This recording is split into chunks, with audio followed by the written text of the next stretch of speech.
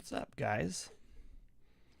So, yeah, I noticed quite a few of you are pissed off about Geno Smith.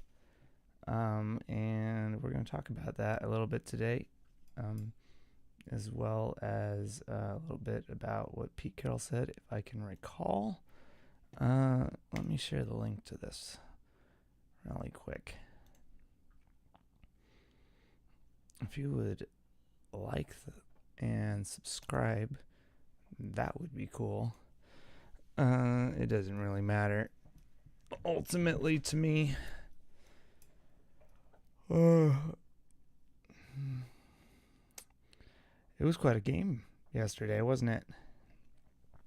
Kind of spooked a bit of the Seahawks fan base, and it was one of those games where when you go into it, if you don't know what to expect and you expect a certain type of game and it shocks you, can kind of break your what's the word I'm looking for, your confidence in certain players or certain coaches. And so you see a bunch of names being thrown out, like, well, we gotta start questioning Waldron, or we gotta start questioning Geno, or Pete Carroll's too old, or it was Clint Hurt and maybe Jerron Reed, and why did we trade for Williams? I haven't seen that one in there. I'm throwing it in there because they just ran the fuck all over us, right? And so it's interesting that we haven't seen that in there, and it's actually the defense has been given a lot of grace, and thank goodness, right? Because they came in and they kicked their asses, and one thing that I think I've noted is that years ago, the Rams kicked our asses. It was like 40 something to 7. And, half of our defense was hurt. And Bobby Wagner, and this is a notorious story, was like, I'm going to power through it. And everyone's like, are you sure? He's like, fuck yeah, I'm sure. And in his brain, he's like, I'm not sure, but I'm going to go out there anyways. And when he went out there, it was embarrassing. He was obviously not sure. And he and Earl got into it. And then later he said, yeah, it was like a learning experience for him, that it reached a point for him to realize that 85% Bobby Wagner is good, but 65% Bobby Wagner hurts the team. And so it was one of those games where they beat us, but they beat somebody who was injured, right? And in this game, yeah, our right side was rotating, and you can make excuses, but that's not what happened. This game was beautiful, right? It was logical. They beat us up perfectly. They did everything right, except for the fumbles and some of the advantages that our defense took. Because again, the other side of the ball has to play football too, and when you look at our defense, you're like, that offense, Lamar and company played perfect football, and our defense took advantage to make some turnovers and make some plays. Ball out, right? That's awesome. Even Pete Carroll noted today on his interview, I think it was called the Pete Carroll Show, that they were cruising, and we survived by holding them to some field goals. And that's the correct word for it, is they survived. I'm going to open the window really quick because I am surviving the humidity that we're getting today.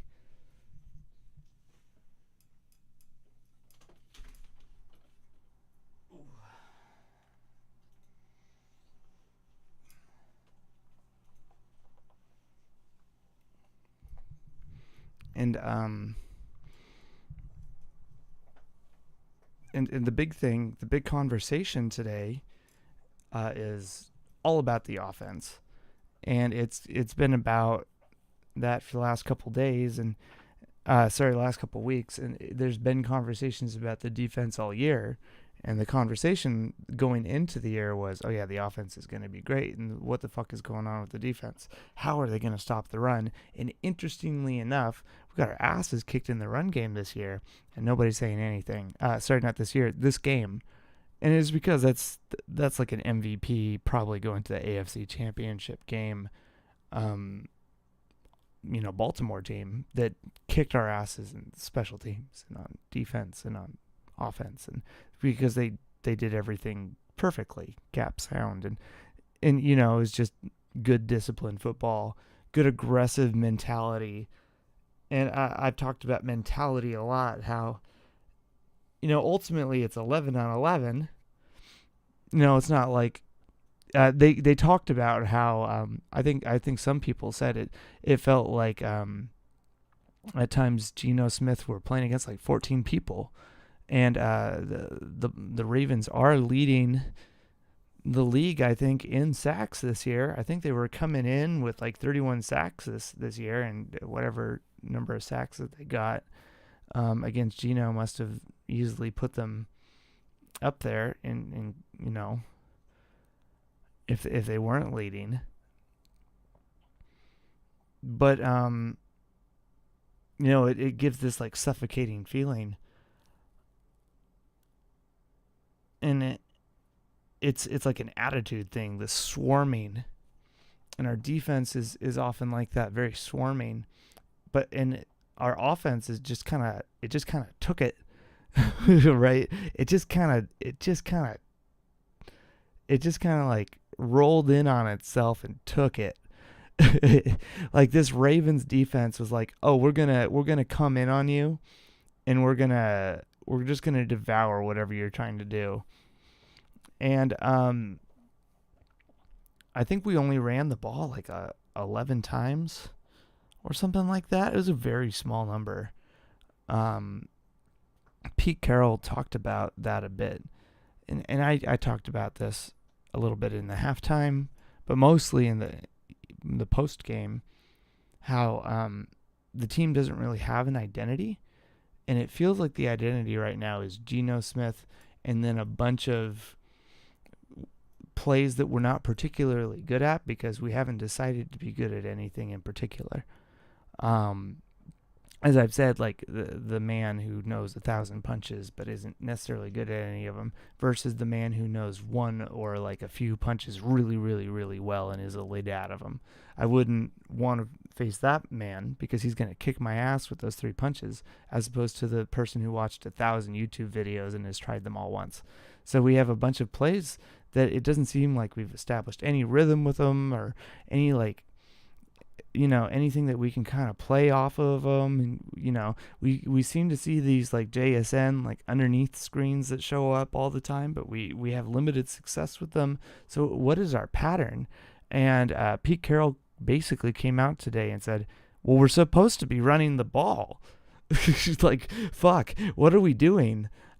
He's like, yeah, Geno should be better, but this isn't supposed to be a Geno-led passing offense. We're supposed to be running the ball, and I'm simplifying it because he said it in a much nicer way. But he talked about how the offensive line needs to attack more and how we need to be setting up these play actions for Geno to then get the ball out, and we're making it too easy for the defense to just rush. And that's what we saw yesterday. Was they had tape of this Browns game where the Browns were honest because they had seen tape of Walker rush the ball like 24 times the week before. So in this Browns game, we barely rush the ball. We do play action. We're thrown all over the place with limited success. And then this following week against the Ravens, we still don't rush the ball, and they're not buying on play action at all. They're just tearing at it. And what's the point of play action? You want the defenders to wait an additional step so that your offense as a whole can get a step ahead of the play. Because as I've said before, you want it's a game of numbers, and it's about the steps that you have ahead of the player in front of you or the player that you're scheming around. So if you can't get that play action advantage, then play action is a waste of time for your quarterback and everyone else involved. And so Pete Carroll referenced, and do I have that quote? Or did I close it? he was saying something about how how Cross was snapping. It was on the DK touchdown, I think. The missed DK touchdown. If Cross was able to hold on like a little bit longer, it would have given DK maybe a chance to get past that underneath defender that got the ball, and it probably would have helped the offense quite a bit. And there was just a bunch of plays like that where, because we were having timing issues with things like play action and rushing and stepping and footwork, it just was opening defenders underneath, and the ball was coming in early or coming in late, or the gaps were being missed flat out, or being hurried. And so and in that case, Cross wasn't able to hold on long enough because he probably didn't know the timing of, when to hold. I don't know the snap. But when you're not running the ball thoroughly, you can't sell play action because you don't have they're not buying it. They're not saying, hey, I need to stop and wait and actually cover this defender. I need to look and stare at this running back, and I need to be, what's the word he used? I need to honor. I need to be loyal. I need to respect the run game. If you see that Walker is going to dive or is going to do an inside handoff to the B gap, then you know that you need to run to the B gap, right? There's Walker. He has the ball, and he's running into the B gap. So what is my job? To get to the ball carrier. And you know what he's doing? He's running into the B gap. It makes perfect sense. And what does he do on the next play, regardless of the results? He's running into the B gap again. So what do? You run in there.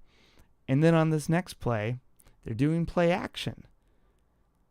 Well, I know from the previous play that he might run into the B gap, but it's play action, and I have been practicing play action since I was a child, so I'm going to stop and I'm going to wait. And, of course, they run into the B gap. So I'm going to run into the B gap. Okay. And a few plays go by. Okay, it's the same play. It's play action. Okay, he runs into the B gap. Okay, it's the second quarter. It's the same play. I've been doing a bunch. Oh, crap. It's down the field this time. You start creating patterns. And then, maybe that time the pass was deflected. It was unsuccessful, right? Or maybe it was successful somewhere else, right? And this time it's a run to the B gap again, and then you keep running the same pattern structures over and over and over again, so that this guy has something to look for, but he has to learn to wait for that one step instead of having the assignment of, well, I'm just going to hit this B gap every single time, because then he has to learn, well, I'm just going to know this is a pass. Because let's reverse this. Okay, it's play action. It's not going to the B gap. He didn't run to the B gap, so I'm going to cover the tight end. Okay, next play. Okay, it's play action. Okay, he didn't go to the B gap, so I'm going to cover the tight end. All right, next play. All right, same formation. It's play action. He didn't cover the B gap. Okay, so I'm going to cover the tight end. Next play. Same formation. All right, he ran to the B gap. I'm going to tackle. You're not fooling anybody, and you're establishing the rhythm that it's always going to be pass. So they're not going to cheat. So even if you get fooled that it's going to be a run play, they're always going to cheat backwards, because the threat that you're establishing is in the passing game. So you're taking away the threat of the passing game, and we've established the boxing parallels. You're keeping those hands up, If you're constantly punching towards the face, they're going to keep the hands up. So if while you're playing pay action, they're like, where's this fist going? Oh, it's going towards my face. Block. You know, if you're doing the sparring drills and they got the pads on their face, and you're like, where's this fist going? Is it going down? I'm going to block down. It's a run attack. I'm going to block down. Run attack, block down. Run attack, block down. It's going to the face. Block up, block up, block up, block up. You want to establish the tendency that they always, that they're going to assume that you're always going to block down. And maybe you're going to block up. But more often than not, you're going to block down. And sure, they're probably going to assume, let me rephrase, they're probably going to read play action correct. If they read play action correct, and it is a passing play, and they actually play it correct, who gives a shit? Because the point of play action is to make them stop for a certain number of steps, even if it's just one step, because they have to honor the concept of it might be a run or it might be a pass. But if you don't even establish the idea that it could be a run, then they won't even honor it because they know it's going to be a pass. Are you bearing with me here? Let's go back to the rule. Let's go with the rule of 3. 3 yards in a cloud of dust. If you can run for 3 yards, no matter what, you'll win any game. 3, 6, 9, 12. The 12th one being on 4th down, right? So you just keep going. So if any defense knows this and you keep hitting that B gap for 3, they have to stop you. On 1st down, on 2nd down, and on 3rd down, and on 4th down. They have to. So that means that they have to honor the run, and they have to run in, and they have to stop you and hit that gap. So if you run into that gap, and then the defender runs it into that gap, you are starting to establish threat, which starts to create purpose for that play action. Now, when the linebacker is standing there, or the safety or whoever has that gap responsibility, and the running back is hitting this, I can't believe I'm explaining the basics of this. When they're hitting that, and the linebacker goes for it, it's a threatening aspect of the game. If it's 3 yards every once in a while, right? If it's play action and you know that I'm always going to get hit for 15, then they're not going to honor it and they're not going to give a shit. Because why would you, right? This is what the passing first people argue. If I know that I'm going to get 8 yards an attempt, why would I run for 3 yards an attempt? It makes perfect sense. Why would I? Because 8 is going to move you down the field faster than 3. Just get all the passes correct. Well, it's because defense has to play football too. And defenses, like I always say, 3 yards, if you just win for 3 yards every snap, you'll win every fucking game, right? You just need to get 3. Well, a defense, they're just like, we're not going to let you get 3. We're going to at least hold you to 2, because we know if we hold you to at least under 3 every run, you're not going to be able to win with that philosophy. My philosophy then, 3 yards in a cloud of dust, is suddenly nil, and it doesn't work, right? They know we just need to beat you with the number of steps that you want to establish, Camden, and your 3 yards in a cloud of dust, keep you under 3 no matter what, and you now have to punt, which goes against the number of turnovers you want.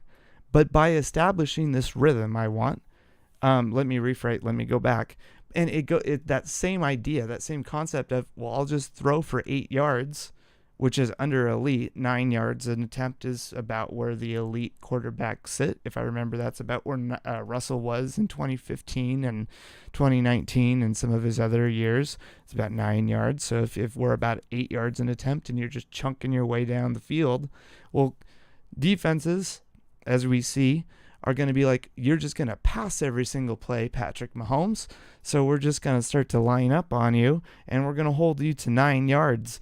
surprise, to 9 points, and all you're going to do is kick field goals. You still need to have Isaiah Pacheco to be able to open things up and be able to charge down the ball and create some trickery, right? And it's a completely different offense. But they still have a play action attack. And the Dolphins, with all the points they put on, they still have a play action run first with Mozart and company attack. And it's because they establish threat in specific field points on the field where the defenses have to honor that point of the field no matter what. I think my laptop is about to die. So if all you do is pass to you're establishing threat to a specific part of the field, and it's going to be effective, right? Because you're attacking based off of tape and based off of what you want to do. DK Metcalf, we want you to hit this vertical. We want you to hit this slant. We want you to do whatever that we know that you're good and capable of. It will work until a defense that's good will adjust, and then they're going to realize every play action play, because statistically via EPA and everything else, when you run play action, it increases your likelihood of having a successful play. We just know that you're going to run play action, and this percent of the time, because defenses also run analytics, surprise, you're going to run a passing play, and it's going to be this depth downfield. So we're just going to cover the quarterback's fifth read, because typically on play action you get a nice fifth or seventh step read, because the goals of play action are to create explosives downfield. And normally in the third step, you need to get the ball out nice and quick, so you don't have time to make a motion to a runner. And maybe a direct snap.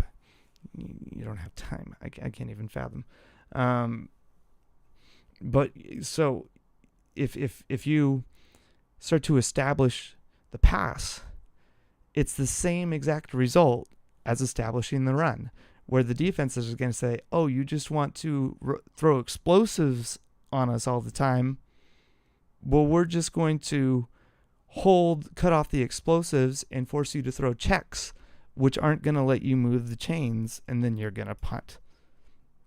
And we see it all the time where teams that become one-dimensional, right? You hear teams like, we're going to make them one-dimensional. We're going to make them one-dimensional. And they can't run the ball, and they end up just like checking to like their fourth string wide receiver or some tight end down the flat, or they end up like checking to a running back that you've never heard of on the flat, and it doesn't go anywhere. And it's because they've already eliminated the first read, the second read, and then the third read. You either have the check or you have this explosive downfield, which is no longer open because they're probably in Tampa 2, because it's a passing play that they know it's going to be a passing play, because you haven't established the run, because they know you're going to run, you're going to pass it and never run. And if you do, we don't care, right? Because you never run. We'll deal with the collateral damage. So you need to establish the threat of play action. If you don't, then the defense won't just pause for a second. They will go to their assignment at the same exact speed as your offense. Your offense has all the advantages in the world before a play starts. I mean, sure, defenses will have like the cats and the rats, and they'll have the blitzing assignments and things like that. But you can identify that if you're smart enough, and you can see where they're standing, and my dog is whining and things like that. And if you study tape, but if you line up in the same formation that you lined up in before, for the most part, a defense can only react to what you do. You establish what you want the defense to do. And if you don't establish threat to a specific anything on the field, and I'm not even saying run first. We'll put that aside for a second. If you're a pass first junkie, if you're like Nathan Ernst, the wonderful, handsome Nathan Ernst from Hawk Blogger and the rest, who despises the very concept of running the ball, right? He wants that thing to go in the trash. Let's go empty. Check out Hawk Blogger and the crew. Subscribe to them. Donate to Ben's fund. That's what they do.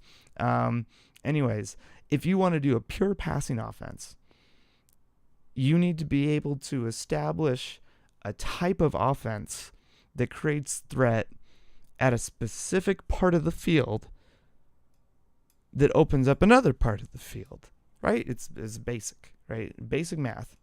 I want all of the numbers on this side of the field to be on this side of the field. So I have a mathematical advantage over here. We're playing with 11 players, not 10 players. Otherwise, there would be 5 over here and 5 over here, and what would you do?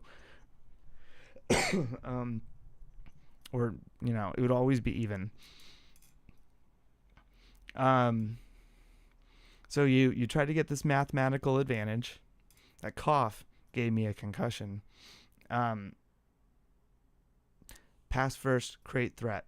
You create the threat, and you by doing this, you also want to create the advantage of and we've talked about this.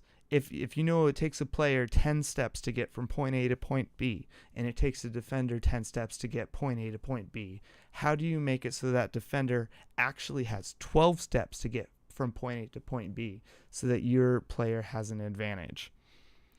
And that is the point of play action. So the run game is very simple. If you're running the ball in the B gap regularly, just a regular play, and they know it's coming, right? You're running the same exact play. They know it's coming.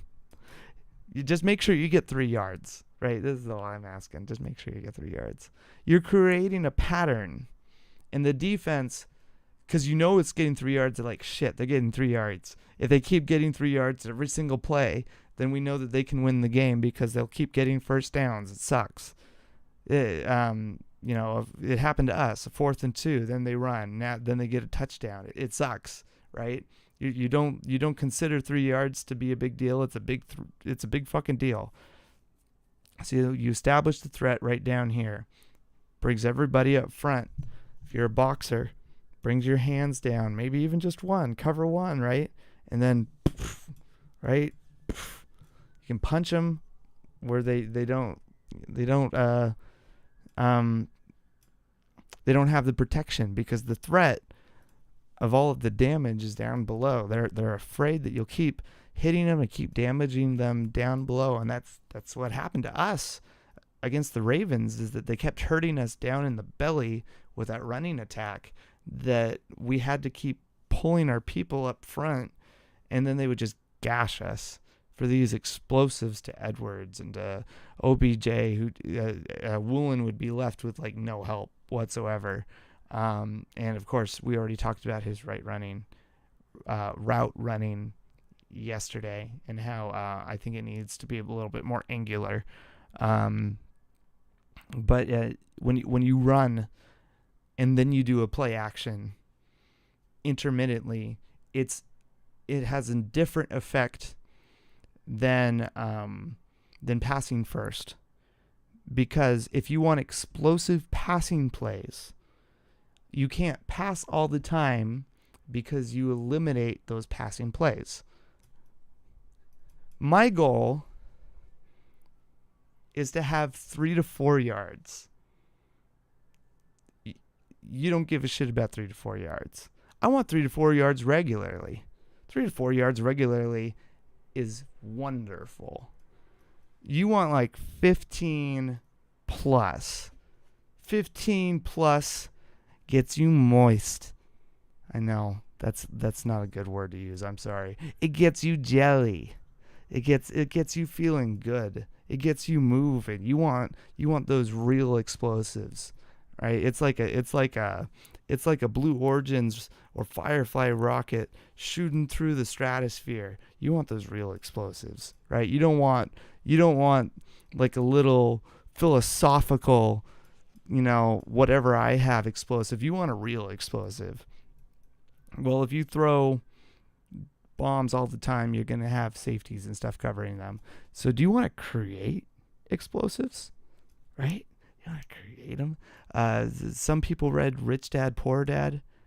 The concept of, well, you could make money and do it the hard way, or you could make money, right? Some people know what I'm talking about. Let's make some money. Let's be smart about this. Let's manufacture a situation where we can create some explosives. So how do we do it? Instead of throwing into the area and making it hard for ourselves all the time, right into the threat. If we keep throwing into an area and establishing threat, they're going to be like, well, we got to shore up our defenses into this area. So we got to create threat down below, and then when they do play action and then they have to like run right out there and we start throwing explosives over the top, they're going to go, holy shit, that was a big explosive, but they're also knifing me in the belly over and over and over again. That sucks. So suddenly they have to pause and wait. They literally, because of the threat below, but knowing that if they just dive at us and stop the run, which is destroying them, because we're slowly marching our way and just pushing them into their own, end zone, one play at a time. If they were to just try to stop us, then play action would work, because we would take the ball. Instead, their hands would drop down because they're going all in to stop our guys. DK Metcalf and Lockett, they just need to beat the one guy. That's great, because our guys aren't pass blocking. It's a running play in the minds of the defense, which means that our offensive line just needs to hit them like it's a running play, and that leaves our quarterback and company wide open. So we just need to hit him for an explosive, even if it's just 15 yards, and then that creates a cycle. We've established the pattern. So this run game, that's all we need to do. Because now the defender can just pause and has to think. And this is all Pete Carroll and Waldron needed to do all year to make Geno Smith a better player. Is run the ball with Walker and Charbonnet. We clearly have a bunch of really good offensive linemen, and we clearly have three really good tight ends who can play fullback, who can play in the slot, who can go outside. Our running backs can play wheel routes, and can block. I don't understand why we have 11 rushes in the first half, and then 2 rushes in the second half. And then our quarterback, it's not like he's making $55 million. He's getting paid like directly in the middle. He's getting paid like just above. He's making like $750,000 more than Jimmy Garoppolo, who got a contract from the Raiders. But other than that, he's making more than like the Trevor Lawrence rookie contracts, and that's about it, right? He's not making, I'm going to win you the game quarterback money. I'm going to put the offense on my shoulders. He was supposed to be the literal manage the game quarterback. We were supposed to have the team as a whole supposed to function off of a philosophy. And what is our philosophy? And when you listen to the Pete Carroll show today, it kind of felt like Pete Carroll was talking in a kind of a strict, like, we're going to fix this. What is our identity on offense? And he was kind of hinting at, well, it's not going to be it's not going to be the quarterback throwing the ball downfield, creating threat downfield. It's going to be, we're going to run the ball, because that's how you establish threat, so that you can do play action, so that Geno can be successful, because that's how football works. He's not, he doesn't have the footwork of Patrick Mahomes and the gun-like spirit and creativity to go out there and just figure it out every play, because that's not who he is. This isn't an insult. This is a fact. This isn't to say that he can't run an offense really, really well, because he can, but you need to choose what that offense actually is.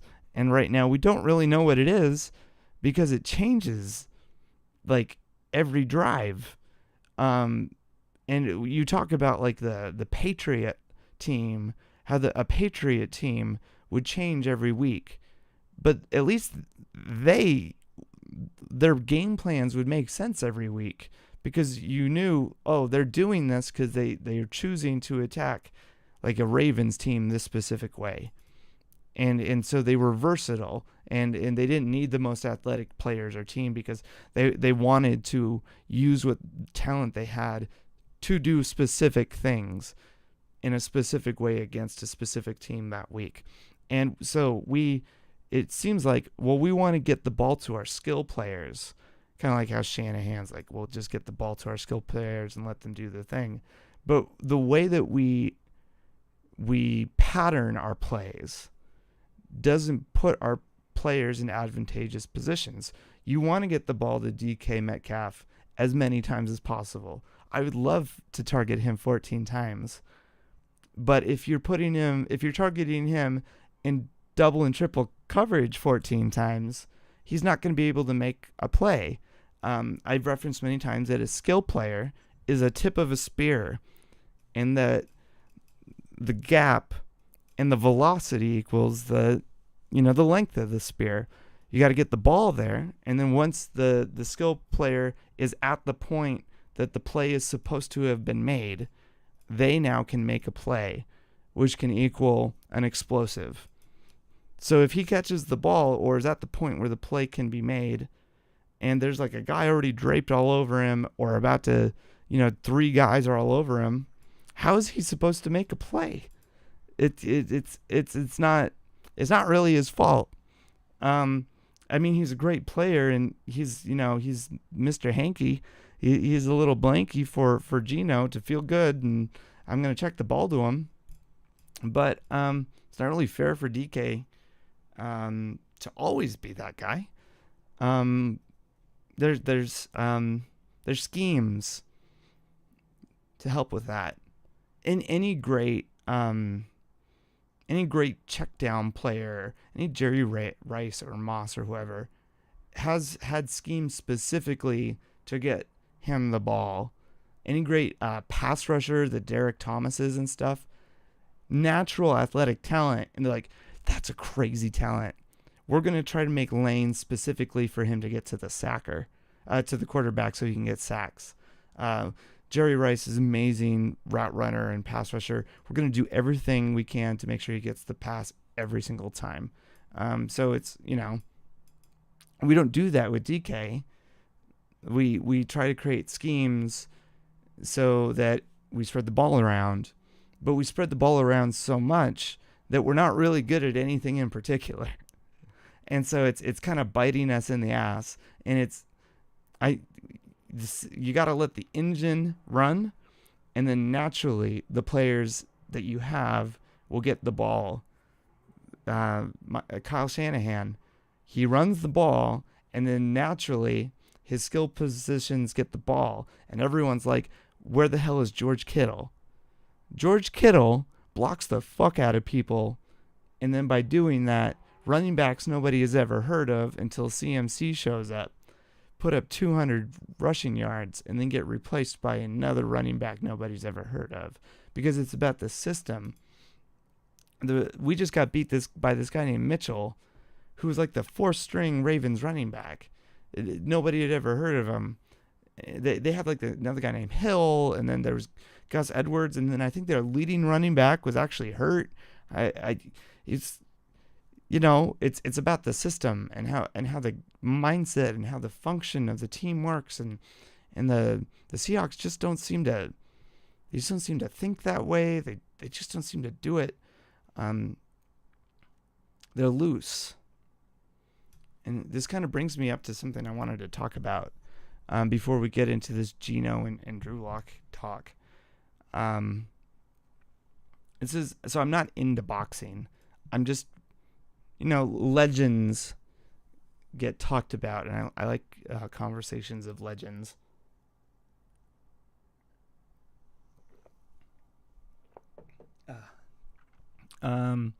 Everyone, I assume if you're into sports, you're familiar with Mitch Green. Mike Tyson, boxer extraordinaire. Don't get his tattoo on your face or any version of his tattoo, otherwise he'll beat you up, right?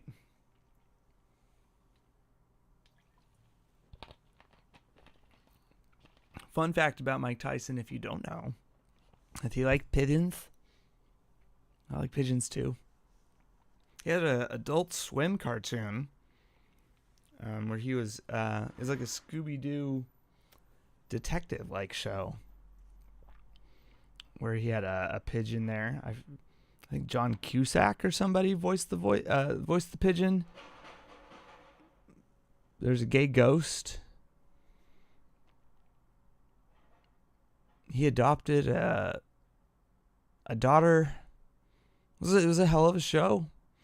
It was a show. But yeah, so Mike Tyson boxed a gentleman named Mitch Green who had an interesting life. But Mitch Green, at the time before they boxed each other, he had won 20 boxing matches in a row. And 19 of them he had won by knockout. Right? This man was on a fucking roll. And this is heavyweight boxing. This dude was 6'5". What was his weight? Do they have his weight listed? His nickname was Blood.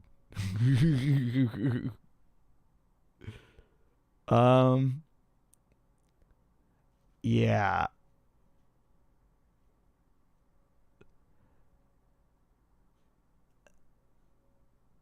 Nope, they don't have his weight listed. Yeah, big 6'5" fucker. He had literally, Mike Tyson was his 21st fight.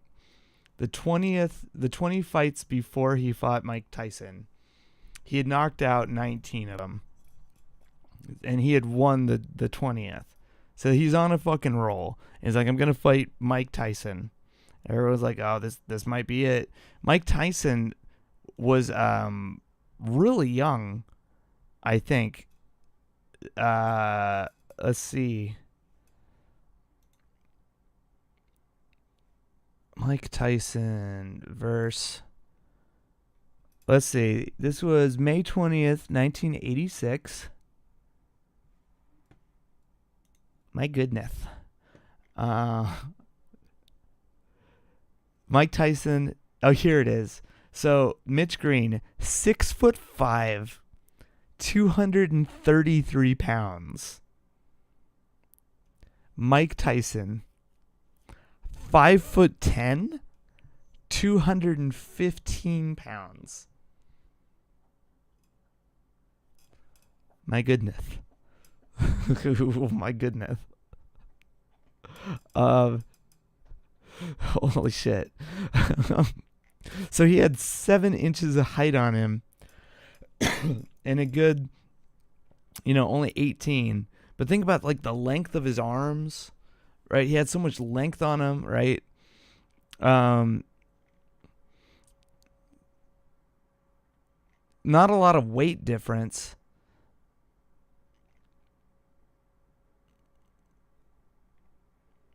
What I'm curious about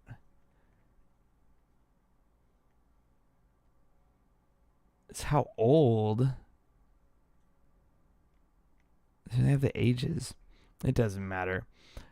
the point is, so at the time, Green was going on a record, clearly a huge human being, and with these big wailing arms, was used to just, it's clobbering time, like the Thing, and just take somebody out, and was doing it, was just knocking people out.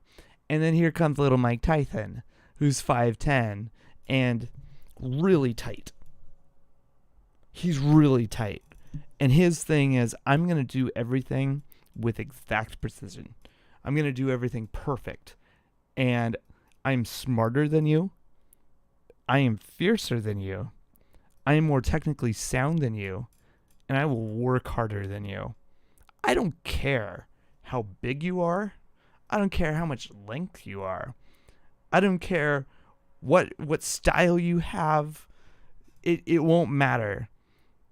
Because I am more technically sound and smarter than you. And I will also outwork you. Watch this. And then guess what happened? They get in the ring. And Mitch Green had to fight for his fucking life.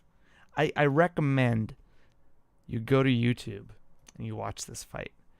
Because he's got these big lanky arms. And he's wide. Right? He's wide. If you're a football formation person, I would liken it to like a bear formation. Just a big lanky bear. He's wide. He's got everything spread out. And he's kind of protected like underneath, I guess. But why? And he's just, Mike Tyson he's so tight and locked up. He's tight. He's Mike Tyson, right?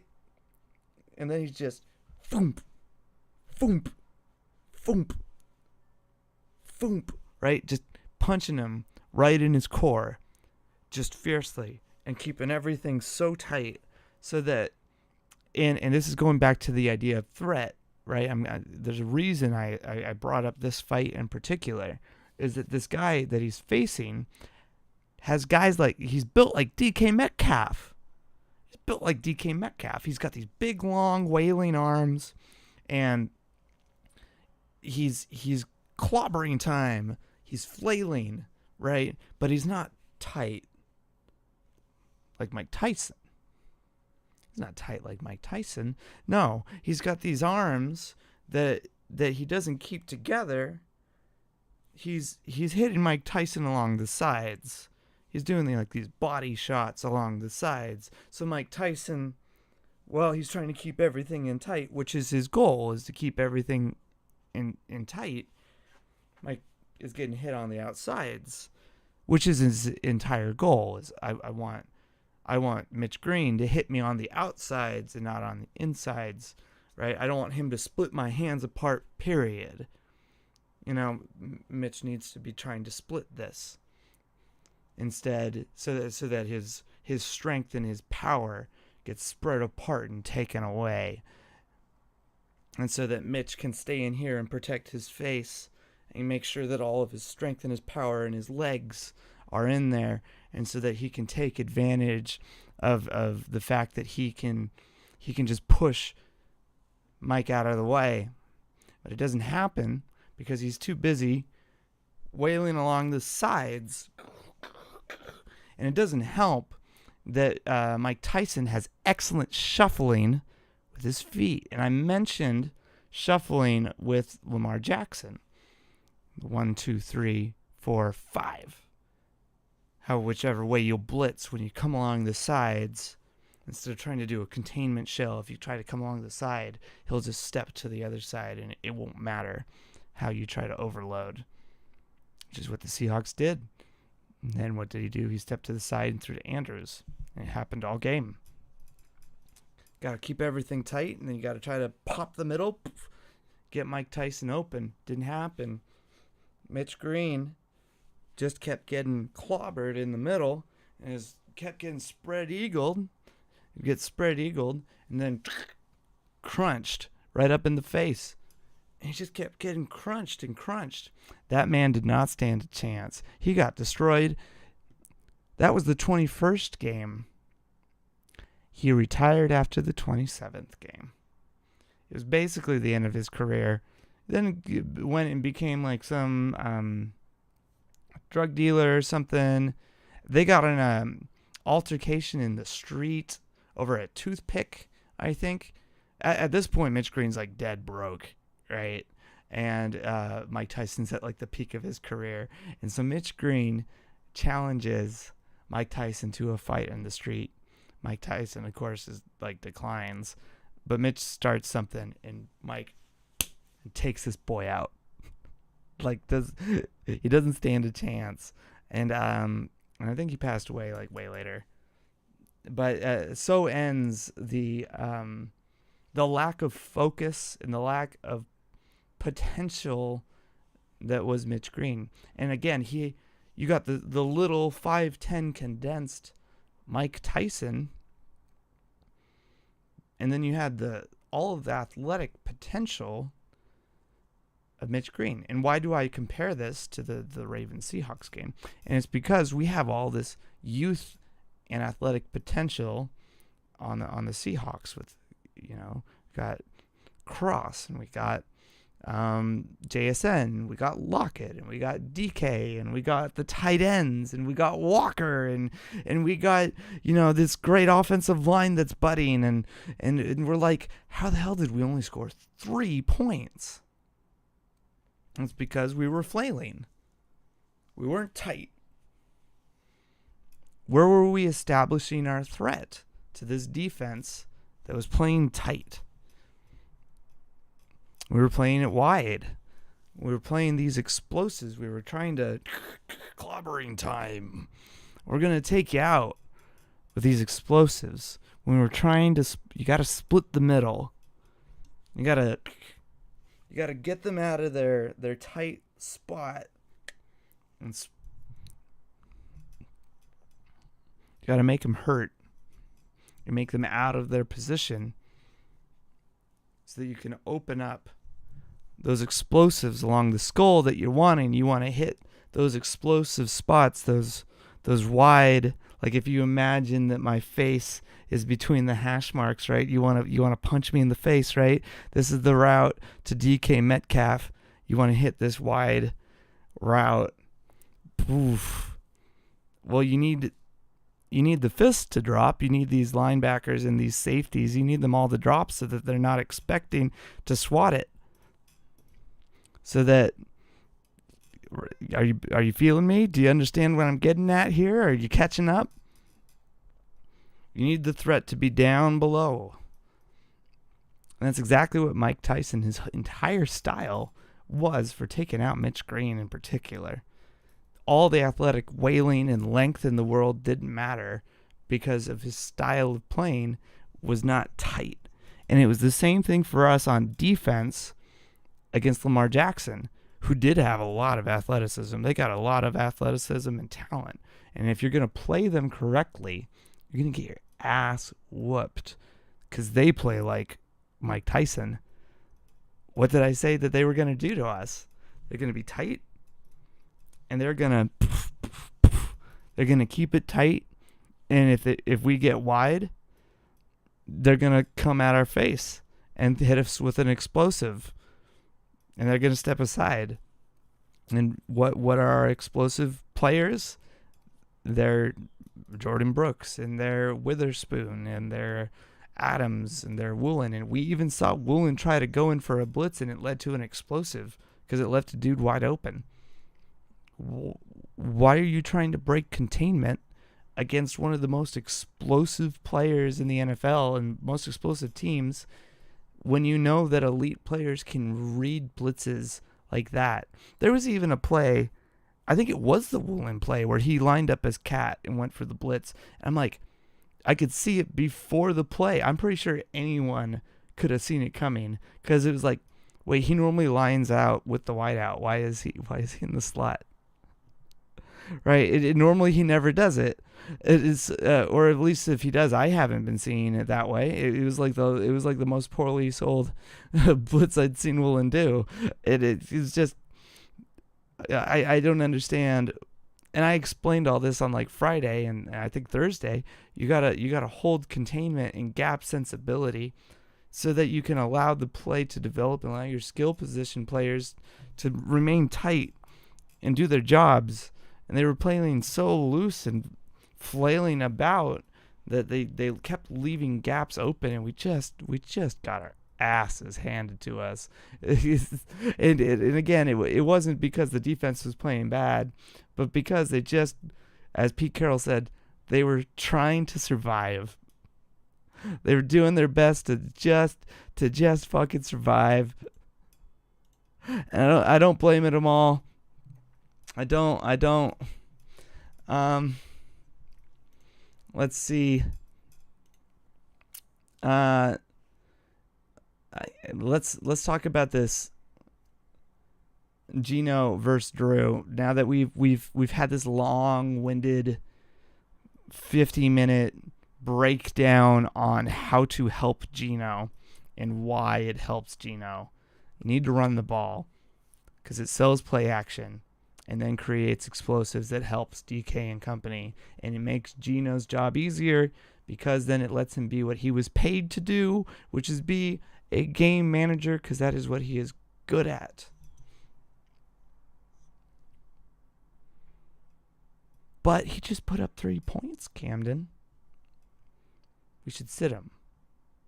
Russell never did anything like that. Especially not with a good team like the Legion of Boom. Russell never did anything like put up 3 points. So, I am going back to the past.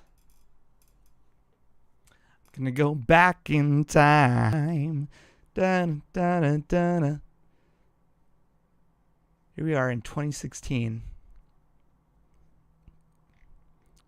But Camden, in 2016, Russell got hurt in week 1 versus the Dolphins. Surely you're not talking about week 2 when they scored 3 points. Russell was hurt. I'm not talking about that game. Russell was hurt that game. That game doesn't count. I'm talking about later in the season when Russell was healthy. He was not completely healthy, but, you know, he was able to move in the pocket and stuff. It was far later in the season. I'm talking about the notorious Seahawks versus Tampa Bay Buccaneers game, which I know had been scored from your brain. What week was this? Let's see if I can get the exact week. Don't do this to me. This is courtesy of Pro Football Reference. Yes, this is week 11. No, sorry, this is week 12 of the 2016 season. Seahawks at Tampa Bay. We lost 5-14. Earlier in the season, we lost week 2 to the LA Rams 3-9. This was, of course, the season with the wonderful 6-6. The week before, actually, before the Tampa Bay game, we won 26-15. So this was not a course of him he was now still bad and unhealthy and unable to perform. This was a matter of, he just had a bad game, because sometimes quarterbacks just have bad games. In fact, if you recall, just a couple weeks ago, the Chiefs, sure, he had a flu, but the Chiefs only had 9 points, and they weren't playing one of the best defenses in the NFL. And let me look a little bit more at this Tampa Bay game, because maybe they were just really good. 5-17. Let's look at this. Maybe Russell Wilson didn't have any help. He had, of course, Thomas Rawls, who just was never the same. He had Tyler Lockett. He had Jimmy Graham, who I think this was like his best season as a Seahawk. He had Doug Baldwin, everyone except for mine, Jermaine Kearse.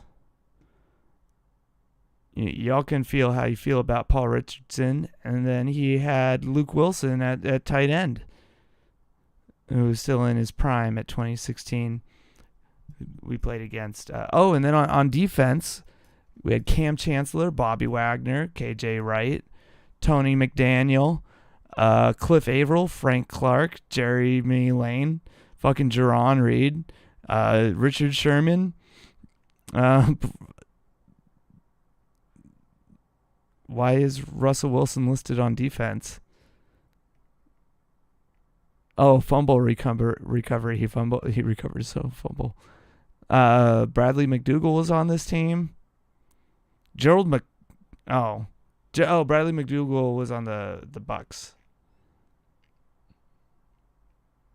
Was Earl hurt? But yeah, he had most of the Legion of Boom.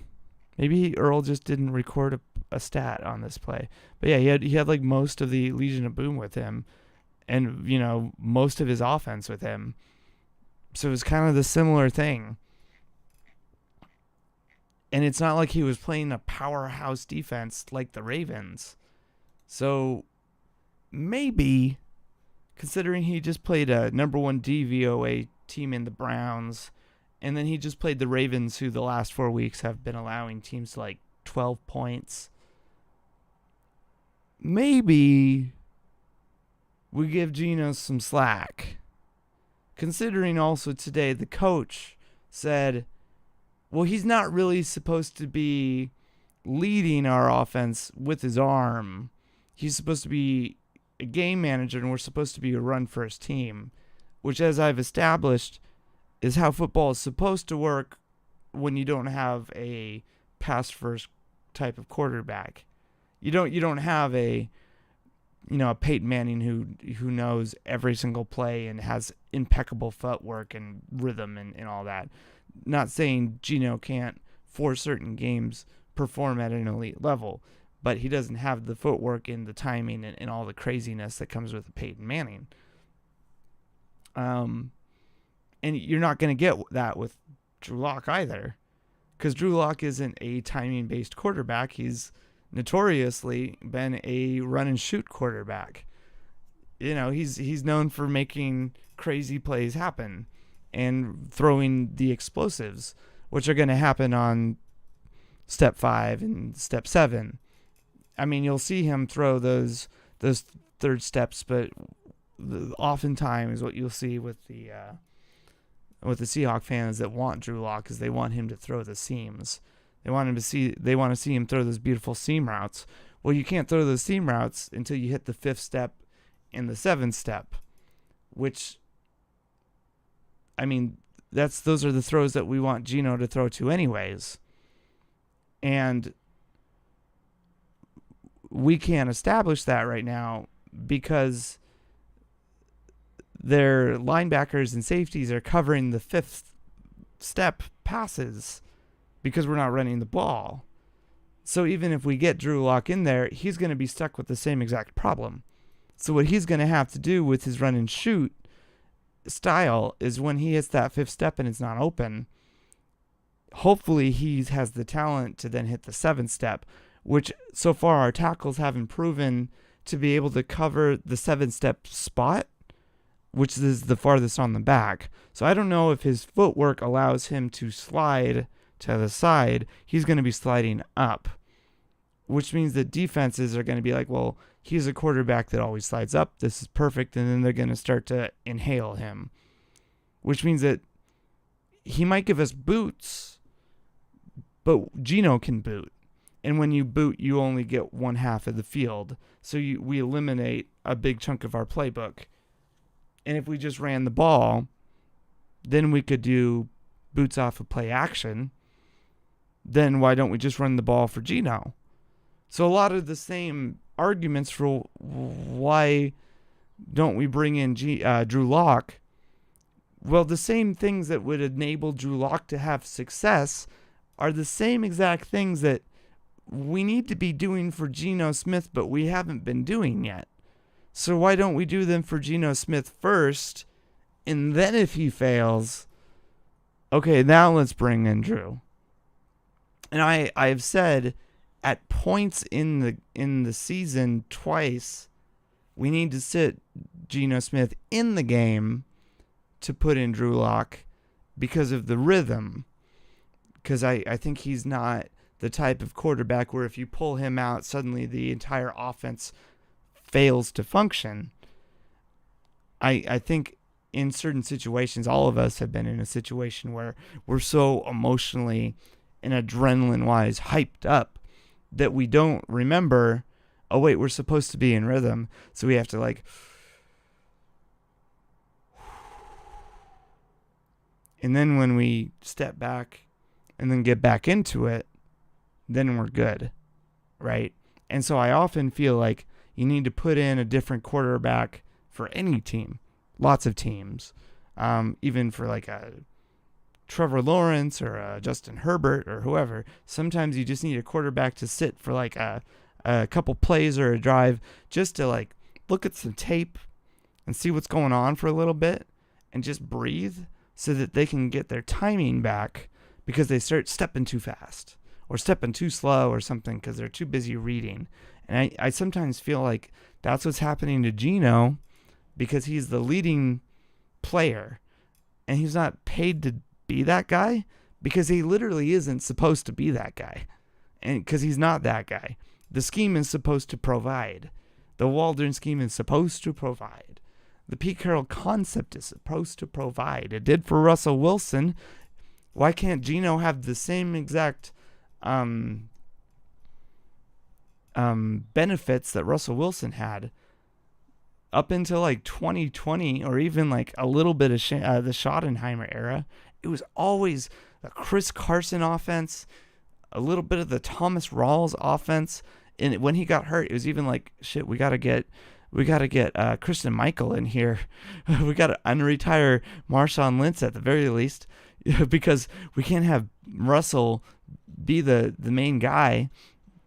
And I understand like there's an advantage to having a pass first quarterback in offense because there is an advantage to it. But on tape, we haven't established the threat yet. So defenses are just like, well, we know that Geno's going to be throwing the ball all the time. So we'll just cover the timing of their routes. Because there's only so many routes people can run. So, we'll just play 7-on-7. And they're playing 7-on-7 on us. So if you want to replace Drew Lock and you want Drew Lock to succeed, you have to do the same exact shit that Geno needs right now.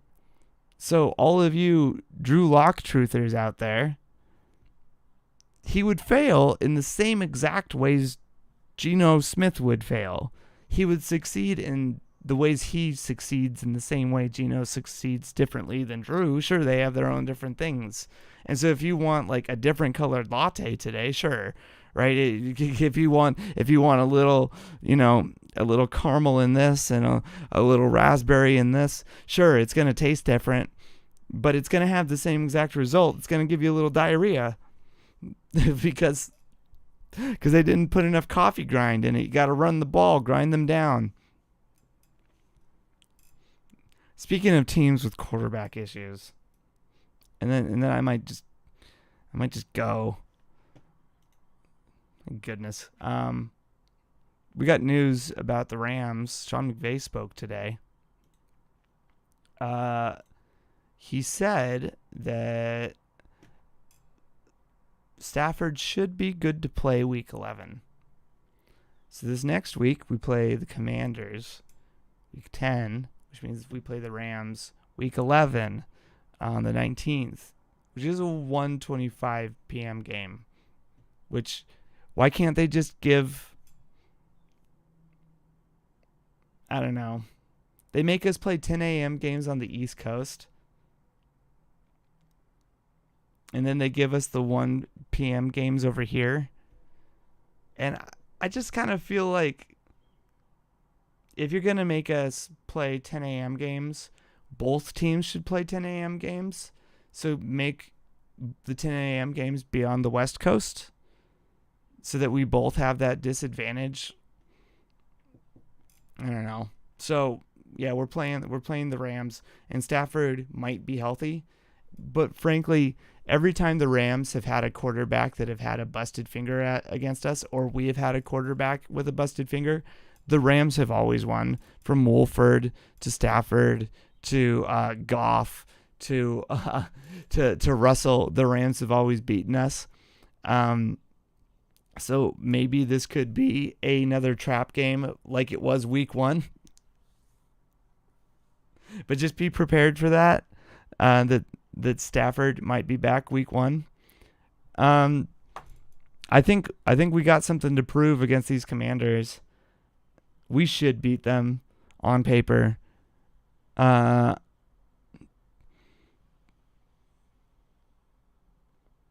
don't know. I don't like it. We should beat them on paper. I don't think we've lost 2 games in a row this year. And after that beatdown the Ravens gave us, I would expect us to run the fuck out of the ball against these Commanders, just purely out of spite. If anything, the Commanders should be afraid of us because we're going to have something to prove. Then we play the Rams, who we might have a little anger because of the embarrassment of week 1, but they always play us tough. Then we have the 49ers, who we don't even know what they're like right now, followed by the Cowboys, who are a good team that are going to plan on running the ball on us. But Pollard has been having a rough year this year. So maybe it's a CeeDee Lamb and what's his name, Frederick game, their tight end, followed by the 49ers again. So we get Rams, 49ers, Cowboys, 49ers, Eagles. That's a gauntlet. Imagine if it was Ravens, 49ers, Eagles, 49ers. Frankly, that's the gauntlet I want. That's some playoff shit right there. That's some March Madness shit. That's just getting me wet thinking about it. Yeah, we play the Eagles. They're and this is speaking from a trans person. They're really, really gay, brotherly shove. You got the Titans, who we don't know. I mean, I guess it's gonna be Will at quarterback. Skipped right over what's his name, and then you got Kenny Pickett and the Steelers. Is Kenny still healthy? And then the Cardinals, who are to be decided at quarterback. I guess that's the thing, is it would be their final game. Would they even want to play Kyler Murray the last week of the season? They've been talking about, they want to play Kyler Murray at all this year? And I know actually, that's a good question. Are they playing him this week? They just traded Dobbs.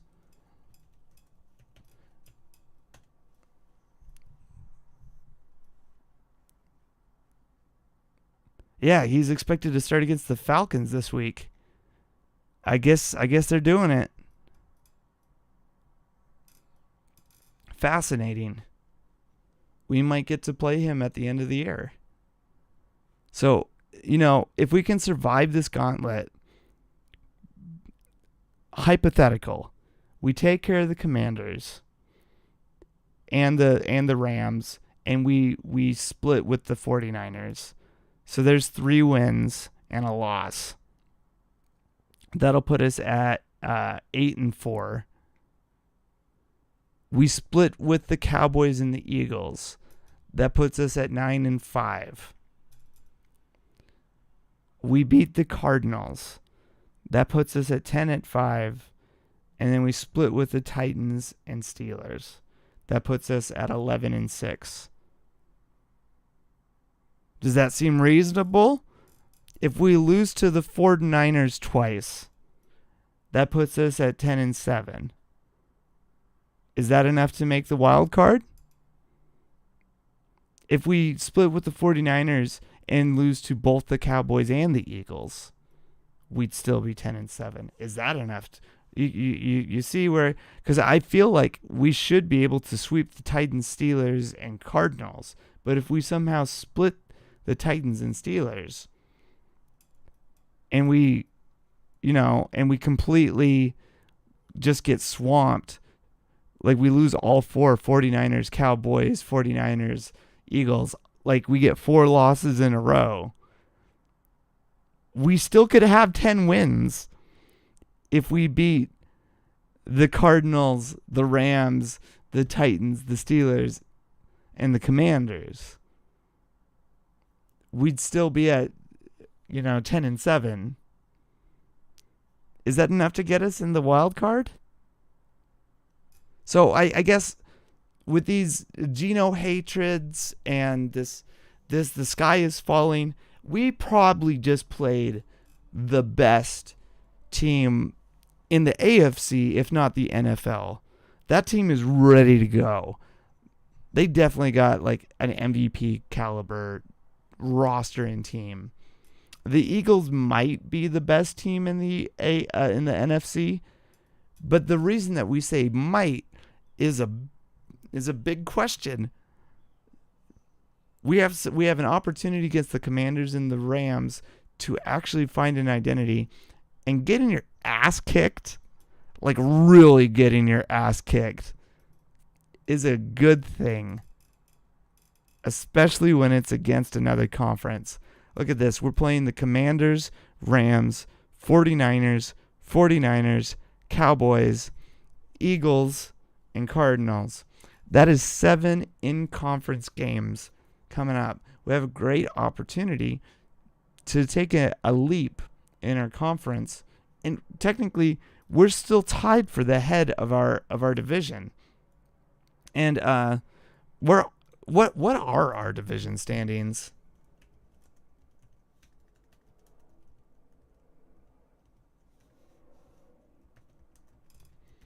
All right.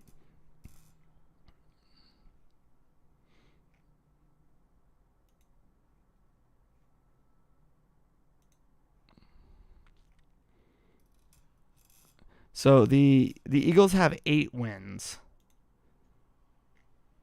and the Ravens are 7-2. So we played the equivalent of the Eagles, and we play the Eagles again, the Eagles later, right? So that's coming.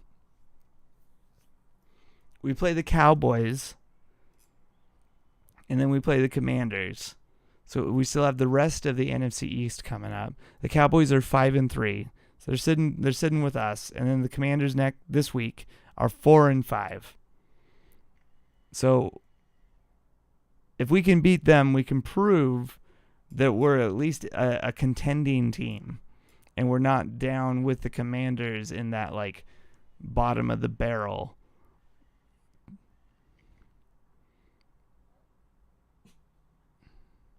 The Lions are 6-2.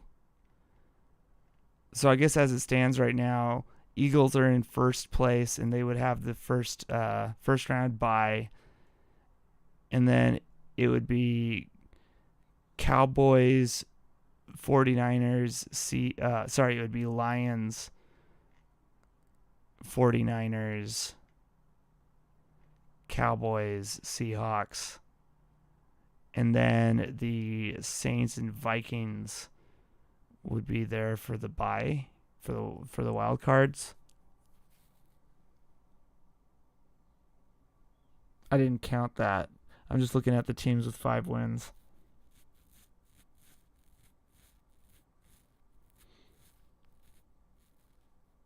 I don't see a lot of really threatening teams.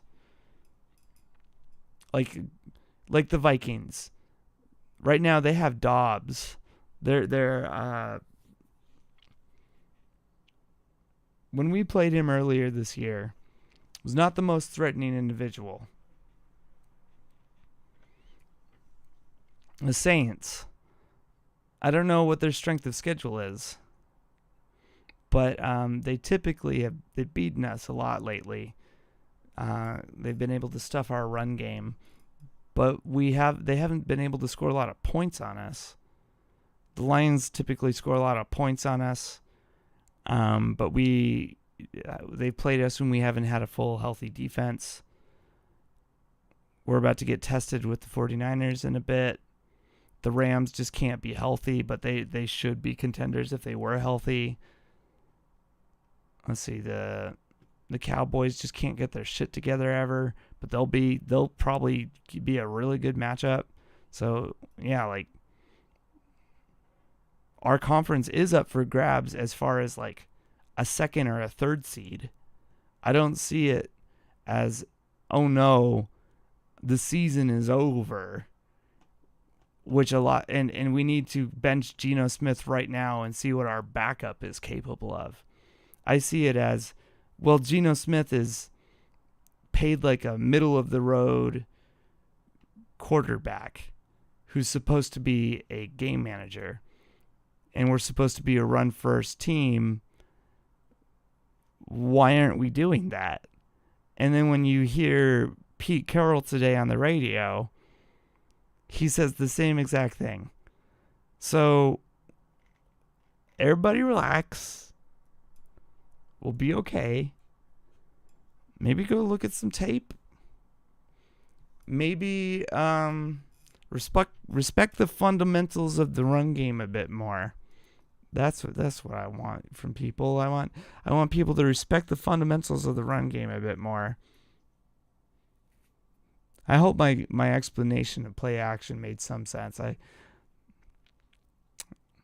tend to ramble on, get stuck in my head. I think that's it for today. Like and subscribe. I'd appreciate that. I also would encourage you to check out a bunch of the other Seahawk channels out there. Matty F. Brown from Seattle Overload on Twitter just posted a bunch of breakdowns of the third down plays for Geno Smith that highlights a bunch of the things where not only did he go wrong, but mostly the rhythm issues surrounding him that created some conflicts for him. So I recommend that you go check that out. He always has some good breakdowns, not just on Twitter, but on YouTube. So go check out what's going on there. And